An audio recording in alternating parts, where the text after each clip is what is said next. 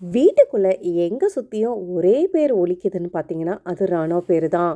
மக்கு, மென்டல், எதுக்கு வந்திருக்கான், தேவையில்லாம மூக்க நுழைக்கிறான், அவன் இருக்கதே வேஸ்ட்டுன்னு சொல்லிட்டு பலவிதமான புல்லியான வேர்ட்ஸ் எல்லாம் இப்போ ராணா மேல தான் போயிட்டுருக்கு. இதுவே அட்ராக்டிவா ராணாவுக்கு ஓட்டுமே எகிறிட்டு போயிட்டே இருக்கு. இந்த வாரம் nomination free pastor first game girls team win பண்ணியிருக்காங்க. ஸோ அடுத்தது வின் பண்ணால் போதும் அவங்களுக்கு வந்துடும். இந்த வாரம் யார் யார் நாமினேஷனில் இருக்காங்கன்னு சொல்லிட்டு இவங்கெல்லாம் பேசிகிட்டு இருக்காங்க.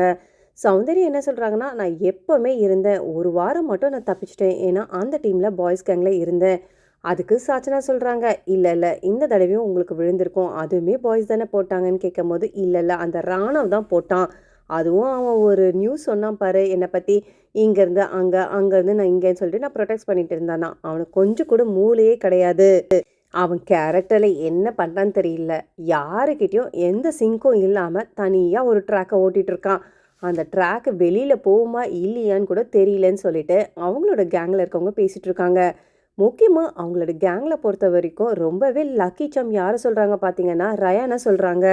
அவன் வந்ததுலேருந்து நம்ம எல்லா கேம்ஸுமே வின் பண்ணிகிட்ருக்கோம் சொல்லிட்டு இனிமேல் கேர்ள்ஸ் கேங் பொறுத்த வரைக்கும் ரயானை கட்டிமாக பிடிச்சிப்பாங்க போல இருக்கு. அதே மாதிரி இந்த டேக்ல பார்த்தீங்கன்னா இன்டெரக்டாக தர்ஷிகா பவித்ராவும் பேசிகிட்டு இருக்காங்க.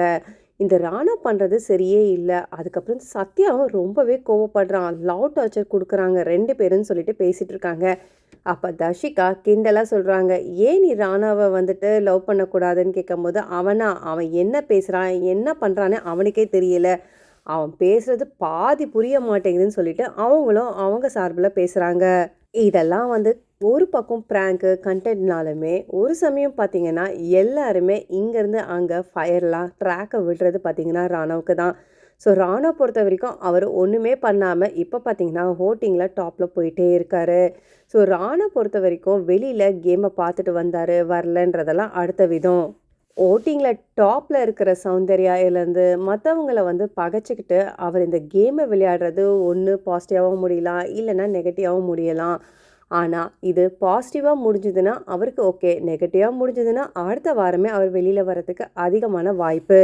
சில பேருக்கு இரிட்டேட்டிங் கேரக்டர் இருந்தாலும் சில பேர் ஓகே பாவம்னு நினைக்கிறாங்க. ஸோ உங்களை பொறுத்த வரைக்கும் இன்றைக்கி நடந்த நிகழ்வு பற்றி யார் கரெக்டு தப்புன்றதை கமெண்ட் செக்ஷனில் கமெண்ட் பண்ணிவிட்டு பிக் பாஸ் தமிழ் 8 சம்மந்தமான அப்டேட்ஸ்லாம் பார்க்கறதுக்கு என்னோட சேனலை மறக்காமல் சப்ஸ்கிரைப் பண்ணி சப்போர்ட் பண்ணுங்கள். தேங்க்ஸ் ஃபார் வாட்சிங் மக்களே.